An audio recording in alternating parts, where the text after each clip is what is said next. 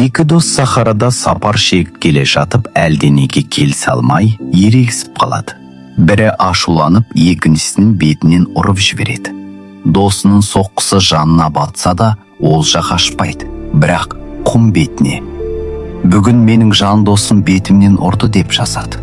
Содан соң сапарларын ары қарай жалғастырады. Көп ұзамай алдарынан үлкен көл кездеседі. Екеуі суға түсіп, салқындап алуға бекінеді. Суға түскені сол-ақ екен, таяқ жеген жігіттің аяғына балдыр оратылып тұншыға бастайды.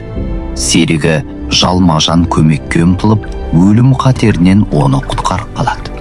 Бір ажалдан аман қалған жігіт өз-өзіне келгесін орнынан тұрып, тасқа ойып мынадай сөздер жазады. Бүгін менің жан досым өмірімді сақтап қалды. Жолдасының ісіне аздап таңырқаған досы: алғашқы ісімді құмға жазып едің, соңғысын тасқа жазып жатырсың. Мұның мәнісін түсіндірші деп сұрайды. Сонда: бізге біреу зиян тигізсе, істеген ісін құмға жазуымыз керек. Кешірім, желі суырып, оны өшіріп жіберуге жеңіл болады. Ал біреу бізге жақсылық жасаса, оны тасқа жазғанымыз ләзім.